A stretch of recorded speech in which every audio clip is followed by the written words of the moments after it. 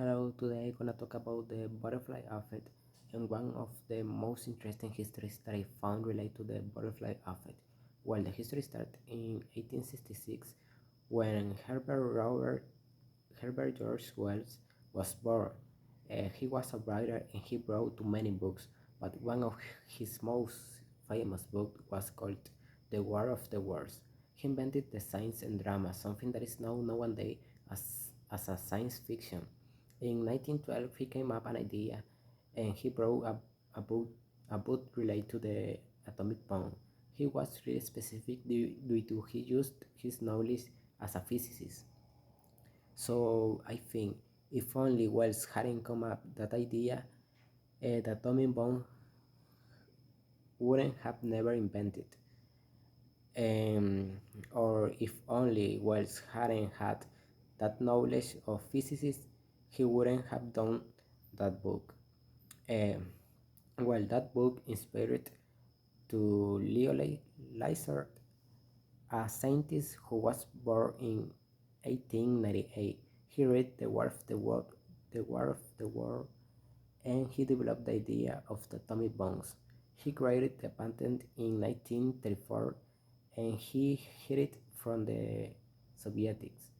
He traveled to US in order to do his experiments, and in that way, Manhattan Project began in 1942. In the same age, Manhattan Project was developed in Trinity test, and it was the first detonation of a nuclear weapon in history. Unfortunately, it was the Second War, and US decided to use an atomic bomb in Japan after that. One of the most important aircraft carrier was destroyed.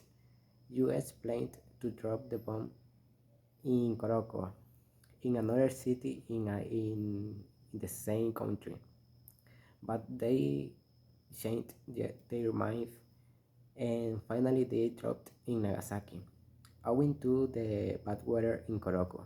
By the way, this is another instance of butterfly effect due to the Koroko town, and all its citizens were saved by the bad weather.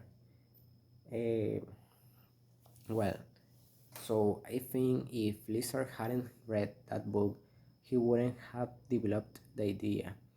And if only Lizard or the world hadn't been in a big war, US wouldn't have used those atomic bombs. Well, I think too if the bad weather if the weather had been nice in Koroko, that place would have been destroyed. Sorry. Well, after that, in those times, the population in Japan was very depressive, and as a result, a young cartoonist who used to draw in order to make happy the people with his drawings, and he gave people some hope in those times. He was known as a father of manga, and he said that his motivation was based on what happened in Nagasaki and Hiroshima in the terrible post-war period. And his name was Osamu Tezuka. So I think if Tezuka hadn't wanted to write and draw the manga, anime wouldn't have been invented. So that's all, and thanks.